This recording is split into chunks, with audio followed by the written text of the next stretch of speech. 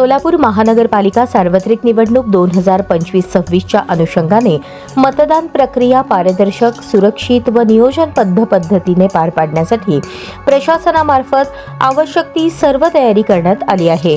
त्या अंतर्गत शहरातील विविध प्रशालांमध्ये मतदान यंत्र वितरण व मतमोजणीची व्यवस्था करण्यात आली आहे। आज सोलापूर महानगरपालिका येथून कडेकोट पोलीस बंदोबस्तात व ऑन कॅमेरा देखरेखीखाली निवडणूक मतदान यंत्रांचे वितरण करण्यात आले। या प्रक्रियेची सोलापूर महानगरपालिका आयुक्त डॉ. सचिन ओंबासे यांनी प्रत्यक्ष पाहणी करून संबंधित अधिकारी व कर्मचाऱ्यांना आवश्यक त्या सूचना दिल्या। मतदान यंत्रांची हाताळणी, वाहतूक, सुरक्षा व नोंदवही व्यवस्थेबाबत विशेष दक्षता घेण्याचे निर्देश आयुक्तांनी दिले। त्यानंतर आयुक्त डॉ. सचिन ओंबासे यांनी मेहता प्रशाला येथे उभारण्यात आलेल्या स्ट्रॉंग रूम तसेच मतमोजणी कक्षाची पाहणी केली।